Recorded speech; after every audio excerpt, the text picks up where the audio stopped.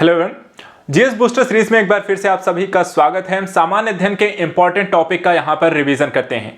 देखा जाए तो समसामयिक घटनाक्रम से जुड़ा हुआ आज एक और सामान्य अध्ययन के टॉपिक को हम डिस्कस करेंगे, उसके सभी पहलुओं को देखेंगे।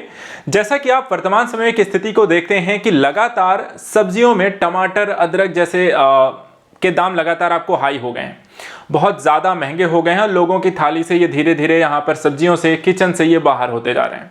तो इस स्थिति में आपके मन में एक सवाल आना चाहिए। आप तुरंत यहाँ पर आपको मुद्रास्फीति का टॉपिक, इकोनॉमी का चैप्टर उठाकर देखना चाहिए कि मुद्रास्फीति क्या है, इसके यहाँ पर कौन कौन से टर्मिनोलॉजी हैं, इसके प्रभाव क्या हैं, कारक पक्ष क्या हैं, WPI CPI क्या होती है, और यहां पर इस पूरे घटनाक्रम को डिटेल से समझना चाहिए। यदि आप ऐसा कर रहे हैं तो यानी आप यूपीएससी और यूपीपीएससी के या फिर आपको सिविल सर्विस एग्जाम की प्रिपरेशन में आप सही दिशा में काम कर रहे हैं। और अगर आप ऐसा नहीं कर रहे हैं तो आप यहां पर अपनी तैयारी को सही आधार नहीं दे रहे हैं। लेकिन आप अगर जीएस बूस्टर सीरीज को फॉलो अप करेंगे तो ऐसे सभी टॉपिक जो कि परीक्षा के दृष्टिकोण से जरूरी हैं, हम उनका रिवीजन करते चलेंगे। मुद्रास्फीति एक ऐसा टॉपिक है जो इकोनॉमी के कई सारे पहलुओं को प्रभावित करता है, राजकोषीय नीति से लेकर आपको मौद्रिक नीति तक, लोगों की आम जनता से लेकर के यहां पर उद्योग और कृषि क्षेत्र तक। तो आज हम यहां पर समझेंगे मुद्रास्फीति और उससे जुड़े हुए सभी पहलुओं का। ध्यान से सुनिएगा, पूरा वीडियो जरूर देखिएगा, सारे कॉन्सेप्ट, क्योंकि आज हम यहां पर क्लियर करने वाले हैं मुद्रास्फीति से रिलेटेड। वीडियो को शेयर जरूर करिए, ज्यादा तक बच्चों तक फैलाने का काम यहां पर आपका है। ज्यादा से ज्यादा लोग शेयर करें और इसको वीडियो को यहां पर ऊपर लेकर आए। चलिए, यहां पर आज आपको एक और है कि मुद्रास्फीति से संबंधित आपको एक शॉर्ट नोट्स अगर आपको बनाना हो किसी भी टॉपिक का, तो यहां पे देखिए मैं ग्राफिक्स वाइज यहां पर इसे डिजाइन करके लाया हूं। ये ग्राफिक्स वाइज है। यदि आप किसी भी जीएस के टॉपिक का नोट्स बनाने जा रहे हैं, शॉर्ट नोट्स क्रिएट करना चाहते हैं, एक इंटीग्रेटेड टॉपिक वे में हर चीज एक ही पेज में रखना चाह रहे हैं, तो आप कुछ इसका एक आइडिया यहां पर ले सकते हैं। यहां पर देखिए हम मुद्रास्फीति से संबंधित उसके अर्थ, उसको प्रभावित करने वाले कारक, उसके यहां पर प्रभाव रोकने के उपाय, थोक मूल्य सूचकांक, WPI CPI जैसे चीजें हैं, उनको हम यहां पर डिस्कस करेंगे। लेकिन एक एक करके यहां पर सब चीजों को देखते हैं। आपका ध्यान जो है इस ग्राफिक्स के साथ साथ इस टॉपिक को समझने में भी होना चाहिए। तो चलिए मैं आपको यहां पर एक्सप्लेन करते चलता हूं, आपका काम है बस ध्यान से मुझे सुनते चलिए। देखिए यहां पे मुद्रास्फीति का जो ये टॉपिक है ना, यहां पर सबसे पहला जो आपका काम होना चाहिए कि मुद्रास्फीति को समझने के लिए कि मुद्रास्फीति यहां पे होती क्या है। अगर मैं आपसे सिंपल सा पूछूं मुद्रास्फीति क्या है, तो आप इसे कैसे एक्सप्लेन करेंगे? बहुत ही सिंपल सा, बहुत ज्यादा कुछ सोचने की जरूरत नहीं है। सिंपल सा कहिए, वस्तुओं के मूल्यों में वृद्धि की एक स्थिति। और अगर आप यहां पर इसे ऐसा कहते हैं तो यहां पर काफी सारा काम आपका आसान हो गया। तो मुद्रास्फीति का मतलब है कि मूल्य में वृद्धि होती है, किसके? वस्तुओं के। लेकिन ये स्थिति होती कब है? देखिए, जब भी किसी मूल्य में वृद्धि होती है उसका एक कारक होता है मांग और पूर्ति का कारक। इकोनॉमी हमेशा, बाजार जो होता है मांग और पूर्ति पर काम करता है। अर्थात यदि मान लीजिए मांग बहुत ज्यादा बढ़ गई है और आप उसकी पूर्ति नहीं कर पा रहे हैं, तो उसके इन्फ्लेशन रेट जो होता है बढ़ जाता है। क्यों? मांगने वाले 4 हैं, देने वाला 1 है। ठीक है, अब सप्लाई अगर 1 कर रहा है, मांगने वाले यहां पे 4 हैं, तो वहां पे क्या हो गया? 4 गुना दाम पे कोई चीज वो बेची जाएगी, अर्थात इन्फ्लेशन बढ़ जाएगा, चीजें महंगी हो जाएंगी। तो यहां पर मुद्रास्फीति का सिंपल सा कॉन्सेप्ट है मांग और पूर्ति की स्थितियां, अर्थात कि सप्लाई कम, डिमांड ज्यादा, वस्तुओं के मूल्यों में वृद्धि का कारक, जिसे हम मुद्रास्फीति कहते हैं।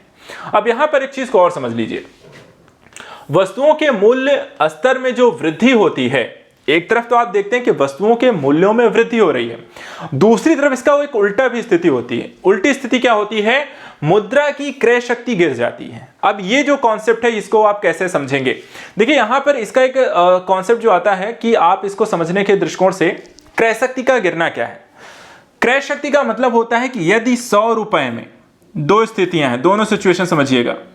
100 रुपए के दो कॉन्सेप्ट। पहला, अगर 100 रुपए में एक जगह आप मान लीजिए 5 केजी यहां पर आप टमाटर खरीद रहे थे, 5 केजी टमाटर खरीद रहे थे, और मुद्रास्फीति के कारण यहां पर देखा जाए तो वस्तु के दाम में बढ़ गए। अब वही 100 रुपए में आप मान लीजिए यहां पर इस समय तो आधा केजी हो सकता है, हाफ एन केजी आप टमाटर खरीद रहे हैं। ठीक है, तो यहां पर जहां पर आप 5 केजी टमाटर खरीद रहे थे, वहां आधे केजी टमाटर खरीद रहे थे। यानी कि जो 100 रुपए का मूल्य था, जो क्रय शक्ति क्षमता थी, पहले कितनी थी क्रय शक्ति क्षमता 100 रुपए की? 5 केजी टमाटर के बराबर। लेकिन अब वही 100 रुपए की क्रय शक्ति क्षमता कितनी हो गई? सिर्फ आधे केजी टमाटर के बराबर। तो यानी कि वस्तुओं के मूल्य स्तर में एक तरफ वृद्धि हो रही है, वहीं दूसरी तरफ देखा जाए तो मुद्रा की क्रय शक्ति गिर गई है। तो यहां पर एक दूसरे के विपरीत आपका यह संबंध होता है। क्लियर है? मुद्रास्फीति अगर आपको समझ में आ गई तब इसके कारकों को समझ लीजिए। कारक क्या क्या है? देखिए, कारकों के बारे में अगर हम बात करें तो सबसे पहली चीज अगर हम देखें, मुद्रास्फीति के कारक में दो चीजें हैं, एक मांग पक्ष होता है और एक आपूर्ति पक्ष होता है। जैसे अभी हमने देखा, मांग और पूर्ति का ही पूरा सारा गेम है। पहले मांग पक्ष को समझते हैं। मांग पक्ष भी यहां पर आपके मुद्रास्फीति का कारक हो सकता है। कब? लोगों की मौद्रिक आय में वृद्धि हो जाना, अर्थात लोगों की आय बढ़ जाना, और पैसे अगर ज्यादा आ गए तो आपकी डिमांड ऑटोमेटिक बढ़ जाती है, और अगर मांग ज्यादा बढ़ गई तो इससे आपकी महंगाई बढ़ जाती है। ठीक है, वहां कोई चेंजेस नहीं हुए, कोई चेंजेस नहीं हुए।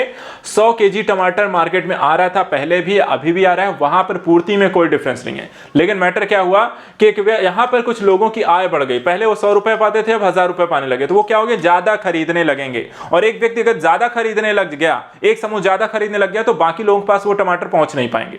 तो इससे क्या होगा, तो ये भी यहां पर फिर महंगे होकर सेल होना शुरू हो जाएंगे। डिमांड आप ज्यादा करोगे पर्टिकुलर चीजों की, आपूर्ति में वहां पे कोई चेंज नहीं है, लेकिन मांग के कारण आपको वृद्धि हो सकती है। तो एक कारक ये होता है, मांग पक्ष भी कारक होता है। सरकारी व्यय में अगर आपको वृद्धि हो जाए, इसी तरीके सरकार ज्यादा आपको देखा जाए मार्केट में पैसा डाल दे, तो यहां पर लोगों के पास पैसा ज्यादा पहुंच जाएगा और इसके कारण आपको मांग होती बढ़ेगी और इससे भी आपको मुद्रास्फीति होगी। प्रत्यक्ष कर दर में कम कर दी जाए, अर्थात आपकी डायरेक्ट जो इनकम जो टैक्स होती है, टैक्स अगर आपको कम कर दिया जाए, तो क्योंकि टैक्स पे करने में आपके ज्यादा पैसे चले जाएंगे, तो आपके पास सेविंग कम होती है, और सेविंग कम होती है तो खर्च भी उसी हिसाब से होगा। लेकिन आपकी टैक्सेस आपको कम लगे, सेविंग्स ज्यादा होने लगे, सेविंग्स ज्यादा तो खर्च ज्यादा, और यहां पे खर्च जाना यानी कि मांग ज्यादा होगी, इसके कारण आपको क्या होगी, मुद्रास्फीति बढ़ेगी। बैंक द्वारा ऋण ब्याज दर में कमी कर दी जाए, तो लोग ज्यादा से ज्यादा, देखिए जब ऋण ब्याज सस्ते होंगे अर्थात ऋण लेना सस्ता पड़ेगा, तो बहुत ज्यादा मात्रा में लोग ऋण लेने जाएंगे और एक ही व्यक्ति ज्यादा मात्रा में भी ऋण लेगा। दोनों ही स्थितियों के कारण मार्केट में पैसा ज्यादा आएगा और वो मांग को बढ़ा देता है। ये भी एक कारक होता है। और बैंक के द्वारा लोगों को दिए गए जो ब्याज यहां पर होती है उसकी मात्रा में भी आपको देखा जाए ऋण की मात्रा उसमें वृद्धि हो जाती है। तो जब भी मार्केट में कह सकते हैं एक मांग पक्ष होता है कि मार्केट में आपका जो मनी होती है, जब उसका फ्लो यहां पे ज्यादा हो जाता है तो यहां पर क्या होती है, मुद्रास्फीति होती है। ये तो मांग पक्ष की स्थितियां हो गई। दूसरी तरफ आपूर्ति पक्ष का भी कारक यहां पे बनता है। ठीक है, आपूर्ति पक्ष इसमें कारक कैसे बनता है, इसमें देखिए जो उत्पादकता यहां पर है, उत्पादकता में कमी हो जाए, उत्पादकता में कमी यानी कि मार्केट में सप्लाई कम होगी, और सप्लाई कम होगी और मांग यहां पर आपको देखा जाए वैसी ही रहे, मांग में अगर परिवर्तन नहीं आए, दोनों स्थितियां, मांग बढ़ जाए पूर्ति कम हो जाए, या मांग वैसी ही बनी रहे लेकिन पूर्ति कम हो जाए, दोनों स्थितियों में क्या होगा कि मार्केट में सामान कम आ रहा है, और सामान कम आएगा तो यहां पर लोगों की जो डिमांड है वो पूरी नहीं होगी और धीरे धीरे उसके रेट क्या होते हैं, बढ़ते चले जाते हैं। जैसे इस समय आप टमाटर की स्थितियों को देख रहे हैं। इसी तरीके से आयात में कमी हो जाती है। ठीक है, अर्थात कि मार्केट में कम है और आप आयात भी नहीं कर रहे हैं। अगर आप आयात के माध्यम से भी अगर चीजों की सप्लाई बराबर कर दें तो वहां पर मुद्रास्फीति नहीं होने पाएगी, लेकिन सप्लाई कम है, आप आयात भी नहीं करोगे तो यहां पर मुद्रास्फीति होगी। और कच्चे माल की कीमत में वृद्धि हो जाए, अर्थात कोई भी गुड्स यहां पर, मान लीजिए आप बिस्किट क्या बनाते हैं या आटे से या चावल से कोई चीज आप बना रहे हैं और उस उत्पाद को यहां पर देखा जाए मार्केट में आसानी सप्लाई हो रही है, लेकिन वो क्योंकि बिस्किट और बाकी सारी चीजें जो होती हैं वो कच्चे माल कहीं गेहूं कहीं चावल का यूज कर रहे हैं। अब मान लीजिए गेहूं और चावल के उत्पादन में कमी आ गई, या जैसे जैम बनाया जा रहा है, जैम से संबंधित यहाँ पे फ्रूट उत्पादन में कमी हो जाए। ठीक है, आप पिकल्स बनाए जा रहे हैं, पिकल्स के लिए यहाँ पर मान लीजिए आपको आम इत्यादि जो भी चीजों का पिकल है वो वहां पर आपको उत्पादन ना हो, तो उसका इफेक्ट क्या होगा, इससे बनी वस्तु कच्चे माल की यहाँ पर आपूर्ति सही मात्रा में नहीं होगी तो उनके रेट क्या होंगे, हाई हो जाएंगे। तो ये सारे रीजन होते हैं आपूर्ति पक्ष कारक के जहां पर ये महंगा होता है। इसके बाद देखिए अगर आपको देखा जाए कि ये सारी जो चीजें हैं यहां पर महंगी हो रही हैं तो इसका कारण क्या होगा। अब इसका आपको थोड़ा समझना चाहिए कि प्रभाव क्या होगा, यदि यहां पर महंगाई बढ़ जाती है तो प्रभाव क्या होगा। तो देखो प्रभाव यहां पर अलग अलग स्थितियों में, सबसे पहले देखिए मुद्रास्फीति के कारण लाभ की स्थितियां भी होती हैं, लेकिन लाभ यहां पर कुछ विशेष लोगों को ही होगा। तो किन किन लोगों को होता है, यह भी क्वेश्चन आपसे पूछा गया है कि मुद्रास्फीति के कारण किस वर्ग को यहां पर लाभ की स्थितियां होती हैं। तो देखिए ये इस चीज को ध्यान रखना है, इसको आंसर क्या क्या है। देखिए यहां पर जो ऋणी वर्ग होता है, ठीक है, कृषक होते हैं, उत्पादक होते हैं, विनियोजक होते हैं, परिवर्तनशील आय वर्ग होता है और व्यापारी वर्ग होता है। अगर यहाँ पर आपको मुद्रास्फीति होती है तो इन लोगों की आय यहाँ पर बढ़ जाती है, व्यापारी वर्ग को ज्यादा मुनाफा होने लगता है। ठीक है, उत्पादक यहाँ पर जो है, जो कृषक उत्पादक है वो यहाँ पर अच्छे मात्रा में उसको सेल उत्पाद का मूल्य मिलता है, वो उसको यहाँ पर आपको फायदा होता है। तो यहाँ पर देखा जाए तो आपको सब चीजें अच्छी होती हैं, इन लोगों के लिए लाभ होता है। हानि किसको होती है? उपभोक्ता को, क्योंकि वो खरीदता है। अगर मूल्य यहाँ पे ज्यादा बढ़ गए, उपभोक्ता हम सब हैं, जैसे कि अगर टमाटर जो है बेचने वाला और हम खरीदने वाले, अगर हम खरीदने जाएंगे तो हम यहाँ पर क्या होंगे, हमें नुकसान, क्योंकि हमें ज्यादा पैसा पे करना पड़ेगा सेम प्रोडक्ट के लिए जो कि हम यहाँ पर पहले सस्ता था, तो यहाँ पे हमारे लिए नुकसान है। ऋणदाता जो ऋण देने वाला है उसको यहाँ पे नुकसान है। स्थिर आय समूह के पास जिसकी आय आपको निश्चित है, महंगाई बढ़ भी गई तो वहां पर उसे एक्स्ट्रा पैसा उसके लिए नहीं मिलने वाला है, वो इतने ही पैसे उसे काम चलाना पड़ेगा तो उसे ज्यादा खर्च हो जाएगा, उसकी सेविंग कम हो जाएगी। पेंशन भोगी जो होंगे और बॉन्ड और डिबेंचर संपत्ति वाले, इन सब लोगों को यहाँ पर नुकसान होता है। देखिए इन फैक्ट है, आपको ये ध्यान रखना है, ये क्वेश्चन आपके एग्जाम में ऑलरेडी पिछले सालों में पूछे गए हैं। इसके साथ देखिए वृद्धि किसको किसको होती है, किन किन क्षेत्रों में वृद्धि हो जाती है मुद्रास्फीति के कारण।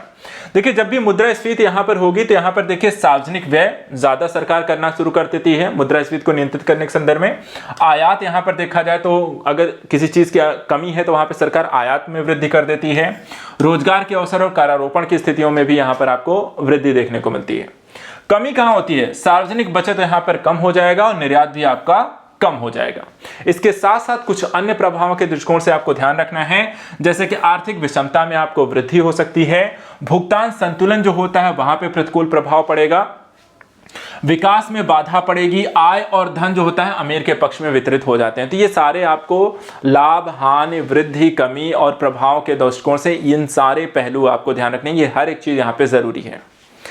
ये सारे फैक्ट हो गए। अब एक क्वेश्चन आता है, अगर आपसे पूछा जाए कि मुद्रास्फीति की स्थिति में यदि आप किसी क्षेत्र के डीएम, प्रभारी या कुछ होते तो आप इसे नियंत्रित कैसे करेंगे? अगर आपको नियंत्रित करना है मुद्रास्फीति को, या फिर आप आरबीआई बैंकिंग सिस्टम में हैं, या फिर आप राज्य सरकार का यहाँ पर हिस्सा हैं और सुझाव आपसे मांगे जाएं, तो आप क्या क्या कर सकते हो इसको नियंत्रित करने के लिए? सबसे पहली चीज देखिए, यहाँ पे मुद्रास्फीति को नियंत्रित करने के लिए अगर हम बात करें मौद्रिक नीति कैसी होनी चाहिए, तो यहां पर देखिए हमेशा मौद्रिक नीति कैसी होगी? एक सकुंचनकारी होगी। सकुंचनकारी कहने का मतलब है कि यहां पर आपकी जो बैंक दर होगी, सीआरआर होगी, एसएलआर होगी, आप इसको बढ़ा दीजिए और वृद्धि कर दीजिए। तो यहां पर स्थिति आपको मार्केट में फ्लो आपको देखा जाए तो अगर पैसा जो होगा वो यहां पर कम जाए और धीरे धीरे बैंक जो होते हैं ज्यादा ऋण देने से की स्थितियों में ना रहें, तो इस तरीके से यहां पर फ्लो आप रोक सकते हैं, मुद्रास्फीति को नियंत्रित कर सकते हैं। ओपन मार्केट ऑपरेशन के माध्यम से यहां पर आरबीआई जो होती है वो यहां पर सरकारी सिक्योरिटी, गवर्नमेंट सिक्योरिटीज को मार्केट में सेल करे और मार्केट से जो पैसा है उसको आपको खींच लिया जाए, सोख लिया जाए, तो इससे यहां पर मार्केट में पैसे की कमी हो जाएगी, तो मांग यहां पर आपको गिरावट आएगी। सकुंचनकारी राजकोषीय नीति भी अपनाई जा सकती है, जिसमें आप करारोपण में यहां पर वृद्धि कर सकते हैं, टैक्सेस को बढ़ा सकते हैं, लोगों को ज्यादा टैक्स यहां पे कटने लगेगा, पैसा उनके पास ज्यादा नहीं बचेगा, मांग यहां पे नियंत्रित हो सकती है। सार्वजनिक व्यय में आप कमी कर सकते हैं, घाटे की वित्त व्यवस्था पर रोक लगा सकते हैं, अर्थात खर्च जो होते हैं सरकार उसको यहां पे नियंत्रित करके कह सकते हैं कि मार्केट को कंट्रोल किया जा सकता है राजकोषीय नीति। तो राजकोषीय और मौद्रिक नीति दोनों ही सकुंचनकारी अपनाई जाए जब भी मुद्रास्फीति का स्थिति हो। इसके अलावा आवश्यक वस्तुओं के आयात को प्रोत्साहन दिया जाए और निर्यात में यहां पर कमी की जाए, था जिस वस्तु की अगर मान लीजिए कमी है तो उसको आयात किया जाए और ऐसी ही वस्तुओं के निर्यात होने से रोका जाए। और संवेदनशील वस्तुओं की जमाखोरी, क्योंकि यह भी एक बड़ा कारण होता है, कई बार किसी वस्तु की कमी होती है जमाखोरी के कारण, तो जमाखोरी होने से रोका जाए, सरकार प्रशासन के द्वारा मिलकर के इस पर काम किया जाए और ऐसे कोई भी अगर स्थिति है तो उसे यहाँ पे नियंत्रित की जाए। तो ये सारा काम करके आप मुद्रास्फीति को नियंत्रित कर सकते हैं। तो ये तो कारण प्रभाव स्थिति हम कॉन्सेप्ट यहाँ पे आपको समझ लिया, लेकिन यहाँ पर आपको न्यूज में कुछ चीजें आपको देखने को मिलती हैं और वो चीजें हैं कि मुद्रास्फीति के संदर्भ में मापक क्या है, आप किस तरीके से मुद्रास्फीति को मापते हैं। तो इसके लिए दो सूचकांक आप मोस्टली देखते हैं, एक होता है थोक मूल्य सूचकांक और एक होता है यहाँ पर दूसरा है बिक्री, यहाँ पर देखा जाए खुदरा और दूसरा थोक। तो पहले थोक देख लेते हैं, फिर उसके बाद खुदरा मूल्य सूचकांक देखेंगे। तो पहला यहाँ पे थोक मूल्य सूचकांक के बारे में पढ़ेंगे। मार्केट में देखा जाए तो इसके बारे में आपको लगातार चीजें आती हैं। तो WPI जिसके बारे में आप जानते हैं, इसे हम क्या कहते हैं? WPI। ये भी आपको कई बार एग्जाम में पूछा गया है, तो चलिए WPI को क्लियर करते हैं। WPI क्या है, थोक मूल्य सूचकांक में क्या होता है? सबसे पहले इसमें हम वस्तुओं के थोक मूल्य को प्रदर्शित करते हैं। थोक का मतलब होता है कि एक साथ यहां पर बड़ी मात्रा में कोई चीज को लेना, थोक मूल्य उसी को कहते हैं। तो वस्तुओं को थोक मूल्य में इसमें प्रदर्शित किया जाता है। इसमें व्यापार के प्रारंभिक चरण में वस्तु के थोक बिक्री की कीमतों में औसत परिवर्तन को यहां पर देखा जाता है। ठीक है, तो प्रारंभिक चरण में थोक वस्तु के बिक्री की जो कीमत होगी हम उसमें होने वाले परिवर्तन को देखते हैं। ठीक है, एक बंडल की कीमत प्रारंभिक स्तर पर जितना सेल किया गया आज, एक हफ्ते बाद, 10 दिन बाद या 15 दिन बाद उसमें कितना अंतर आया, उसको हम यहाँ पे थोक मूल्य सूचकांक में प्रदर्शित करते हैं। इसके साथ साथ इसमें देखा जाए संकलन, संकलन किसके द्वारा किया जाता है? थोक मूल्य सूचकांक का कई बार क्वेश्चन होता है, थोक मूल्य सूचकांक किसके द्वारा संकलित किया जाता है या आंकड़े कौन यहाँ पे एकत्रित करता है?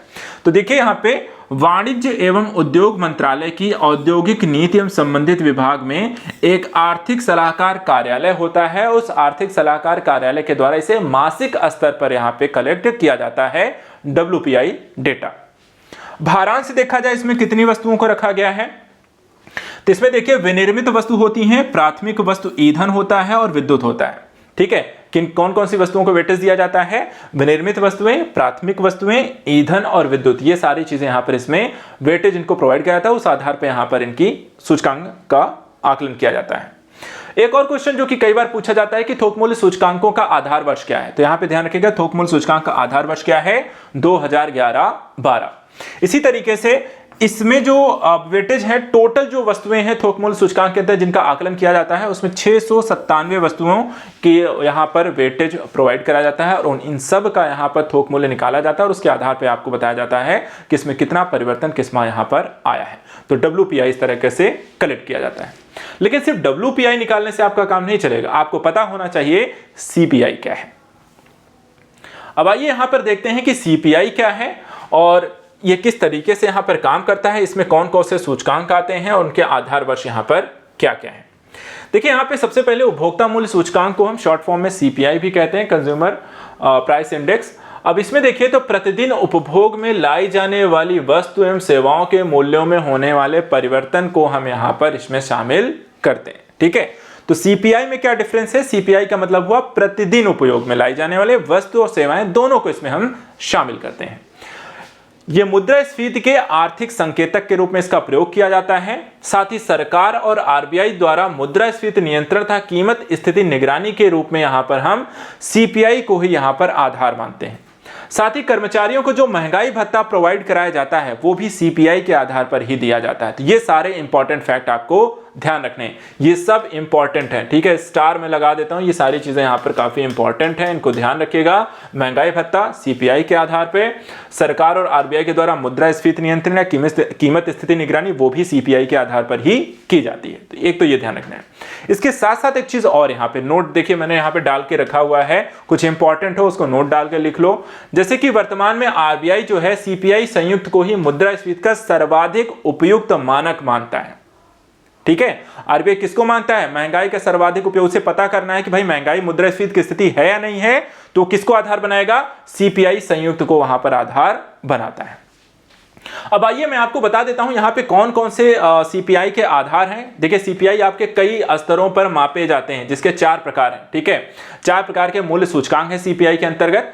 थोड़ा सा यहां पर एक चीज और जो एग्जाम में क्वेश्चन कई बार आपसे पूछ जाता है कि फिलिप्स वक्र क्या होता है। ठीक है, तो फिलिप्स वक्र का मतलब ध्यान रखिएगा, ये बेरोजगारी और मुद्रास्फीति की दर के संबंध की प्रतिलोमता को दर्शाने वाला वक्र है फिलिप्स वक्र। किन किन के बीच? बेरोजगारी और मुद्रास्फीति की दर के मध्य के एक विपरीत संबंधों को दर्शाने वाला वक्र है फिलिप्स वक्र। ध्यान रखिएगा, नोट डाल लीजिए इसको। चलिए अब आते हैं यहाँ पे मूल्य सूचकांकों को लेकर के क्या कहता है मूल्य सूचकांक अलग अलग। देखिए सबसे पहले आता है CPI। CPI IW क्या है? CPI IW यानी कि इंडस्ट्रियल वर्कर, जिसमें हम औद्योगिक श्रमिकों के द्वारा उपयोग की जाने वाली वस्तुएं भी और सेवाओं के मूल्यों में क्या परिवर्तन हुआ है इसको मापा जाता है। किसके माध्यम से? CPI IW। आधार वर्ष ध्यान रखिएगा इसका कब है? 2016। संकलन कौन करता है, प्रकाशन कौन करता है? तो श्रम रोजगार मंत्रालय के श्रम ब्यूरो विभाग के द्वारा इसका संकलन और प्रकाशन किया जाता है। दूसरा है CPI-AL यानी कि एग्रीकल्चरल, यहां पर क्षेत्र में देखें तो कृषि मजदूरों के द्वारा उपयोग की जाने वाली वस्तुओं सेवाओं के खुदरा मूल्यों में परिवर्तन को CPI एग्रीकल्चर लेबर यानी कि AL के माध्यम से मापा जाता है। इसका आधार वर्ष 1986-87 है और इसका भी प्रकाशन और संकलन देखा जाए श्रम रोजगार मंत्रालय के श्रम ब्यूरो विभाग के द्वारा किया जाता है। तीसरा है CPI-RL अर्थात रूरल लेबर, श्रमिक जो होते हैं ग्रामीण क्षेत्रों के, उनके द्वारा उपयोग की जाने वाली वस्तुओं सेवाओं के खुदरा मूल्यों में परिवर्तन को हम CPI-RL के माध्यम से मापते हैं। इसका भी आधार वर्ष 1986-87 है और यहां पर श्रम एवं रोजगार मंत्रालय के श्रम ब्यूरो विभाग के द्वारा इसका भी संकलन किया जाता है। उसके बाद आता है CPI-R+U अर्थात रूरल प्लस अर्बन, शहरी और ग्रामीण। ग्रामीण और शहरी दोनों प्रकार के सूचकांकों का यह मिश्रण होता है। इसे हम नव उपभोक्ता सूचकांक भी कहते हैं और इसे 2011 से शुरू किया गया है। आधार वर्ष का 2012 रखा गया है और इसका संकलन करता है शहर एवं ग्रामीण क्षेत्रों पोस्ट ऑफिस विभाग के द्वारा क्षेत्रों में NSSO सांख्यिकी कार्यालय यानी CSO के द्वारा। तो यहां पे देखिए इन सभी को आपको ध्यान रखना है। यहां पर आपको ये जो छोटा सा है इससे आधार पे आप पता लगा IW industrial worker, AL agricultural labour, RL rural labour और R+U रूरल प्लस अर्बन। बाकी CPI है, काम वही करना है। इन क्षेत्रों के वस्तुओं सेवाओं में होने वाले मूल्यों के परिवर्तन को सभी में मापा जाता है। पहले तीन यहाँ पर आपके कॉमन है, श्रम एवं रोजगार मंत्रालय के श्रम ब्यूरो विभाग। लास्ट वाला अंतर यहाँ पर है पोस्ट ऑफिस, NSSO, CSO, यहाँ पे ध्यान रखना है। आधार वर्ष इनके यहाँ पे क्लियर रखिएगा, ये कई बार आपके एग्जाम में पूछ लिए जाएंगे। तो ये तो हो गया यहाँ पर आपका मुद्रास्फीति से संबंधित प्रकार, उपयोग, प्रभाव और किस आधार पर महंगाई बढ़ती है, उनके प्रभाव, उसको नियंत्रित करने की सारी चीजें। इसके अलावा कई बार आपसे कुछ और भी चीजें पूछी जाती हैं जिनको मैं यहाँ पे थोड़ा सा क्लियर कर दूंगा। सिर्फ मुद्रास्फीति नहीं होता है, इन्फ्लेशन के साथ साथ इसके कई अन्य प्रकार होते हैं, ठीक है। जैसे यहाँ पे मुद्रास्फीति, स्टैगफ्लेशन, कोर मुद्रास्फीति, हेडलाइन मुद्रास्फीति, अपस्फीति, ऐसे भी टॉपिक आपको न्यूज में देखने और सुनने को मिलते हैं। तो चलिए यहाँ पर थोड़ा सा पढ़ते हैं और समझते हैं कि क्या है ये सारे कॉन्सेप्ट भी। सबसे पहले देखिए यहाँ पे मुद्रास्फीति को तो हमने देख लिया क्या है कि वस्तुओं और सेवाओं के संदर्भ में देखा जाए जो क्रय शक्ति में यहाँ पर जो वृद्धि होती है, क्रय शक्ति में गिरावट और वस्तुओं सेवाओं के मूल्यों में वृद्धि की स्थिति आपको देखा जाए तो मुद्रास्फीति है। इसी में एक वर्ड आता है कि रेंगती हुई मुद्रास्फीति क्या होती है, आपको इसका कॉन्सेप्ट क्या कहता है, जिसे हम क्रीपिंग इन्फ्लेशन कहते हैं। इसका मतलब होता है हल्की और मध्यम मुद्रास्फीति, जहां पर मूल्य स्तर एक निश्चित अवधि में लगातार कम दर यानी कि एकल अंकीय मुद्रास्फीति बनी हो, उसे हम कहते हैं रेंगती हुई मुद्रास्फीति। कूदती हुई मुद्रास्फीति का मतलब क्या हुआ, जहां पर बहुत ही कम समय में बहुत ही तेजी से मुद्रास्फीति आपको हो जाती है, अचानक से बहुत तेजी से मूल्य आपको बढ़ जाते हैं और ये बढ़ करके 20%, 100%, 200% वार्षिक दर की वृद्धि भी प्राप्त कर लेते हैं। ऐसी मुद्रास्फीति को हम कहते हैं गैलोपिंग मुद्रास्फीति। इसी तरीके से एक आता है वर्ड स्टैगफ्लेशन। स्टैगफ्लेशन क्या होता है, जब मुद्रास्फीति, बेरोजगारी और आर्थिक स्थिरता, मंदी, ये सब एक साथ हो जाए।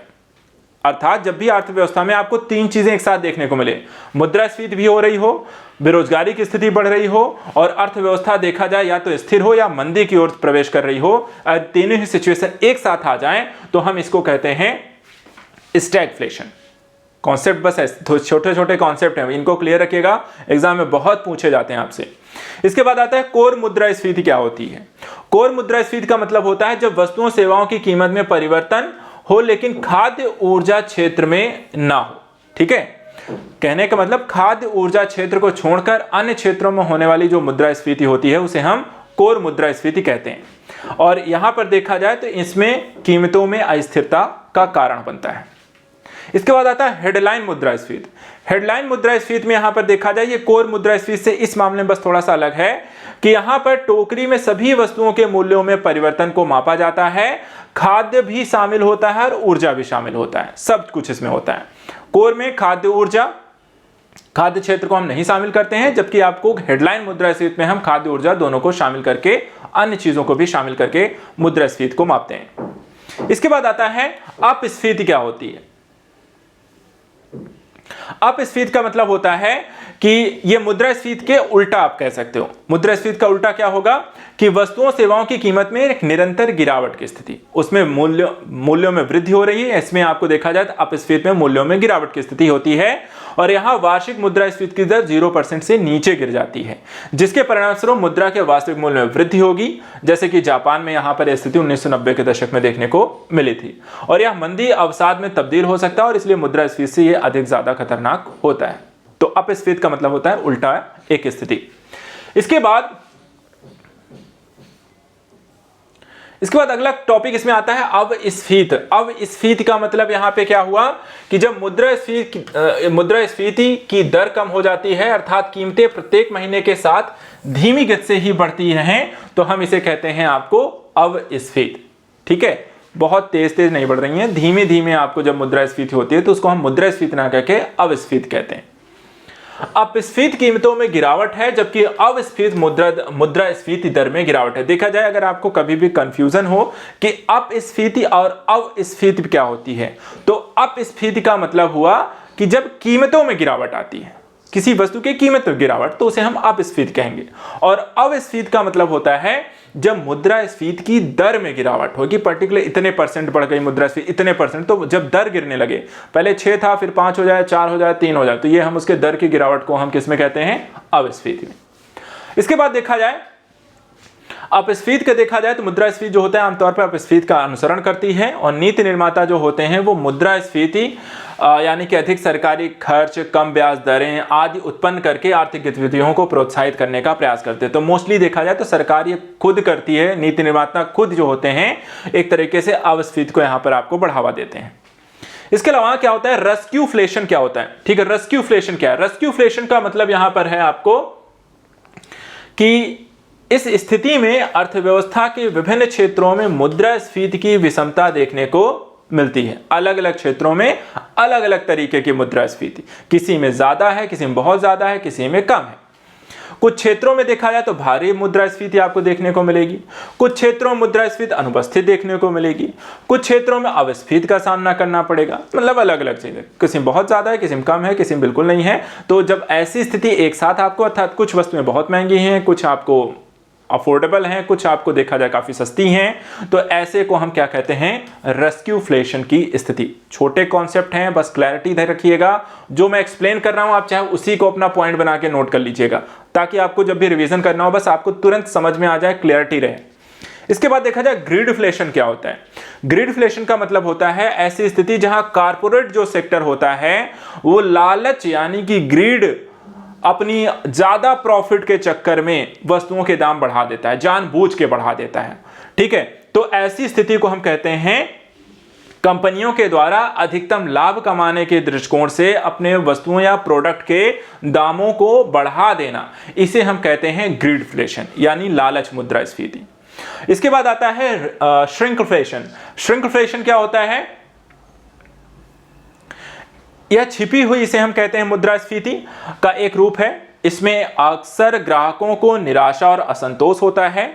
रिफ्लेशन किसी उत्पाद के स्टिकर मूल्य को बनाए रखते हुए उसके आकार को कम करना।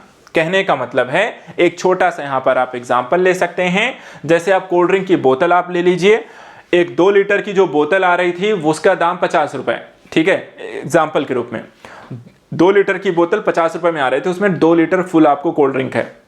आगे चल के कंपनी वालों ने क्या किया कि 2 लीटर की जो बोतल थी वहां पर उसको 1.75 लीटर की बोतल कर दी। कितना कर दिया? 1.75 लीटर की बोतल कर दी, लेकिन मूल्य जो है वो 85 रुपए रखा। तो मूल्य में परिवर्तन नहीं किया गया, लेकिन वहां पर उसकी क्वांटिटी में चेंजेस कर ले दिए गए। इसी को कहते हैं हम श्रिंकफ्लेशन की स्थिति। ठीक है, क्लियर हो गया? तो मुद्रास्फीति से रिलेटेड आज हमने यहां पर एक कह सकते हैं एक इंटीग्रेटेड स्टडी कर ली, उससे रिलेटेड सभी पहलुओं को देख लिया, कॉन्सेप्ट देख लिया, प्रकार देख लिए, प्रभाव देख लिए, स्थितियां और हर एक चीज को। आई होप आपको यहां पर इसे अच्छे से समझ में आ गया होगा, लेकिन इसे यहां पे क्लियर रखने के लिए इसका रिवीजन करना बहुत जरूरी है। तो 1-2 बार यहां पर 3 बार इसका रिवीजन करिए, ताकि मुद्रास्फीति से रिलेटेड कोई भी कॉन्सेप्ट आपका छूता न रह जाए, कोई क्वेश्चन यहां पे आपके गलत ना हो जाए, क्योंकि मुद्रास्फीति से अब एक भी क्वेश्चन आपका गलत नहीं होना चाहिए, क्योंकि हर एक चीज हमने यहां पर आज डिस्कस कर ली है। तो आज के लिए इतना ही। नेक्स्ट वीडियो मिलेंगे एक और टॉपिक के ऐसे ही साथ, जो कि आपकी समसामयिक घटनाक्रम के साथ साथ सामान्य अध्ययन के विषय वस्तु से सभी यहाँ पे पहलुओं को कवर करता हुआ। Thank you so much and good luck.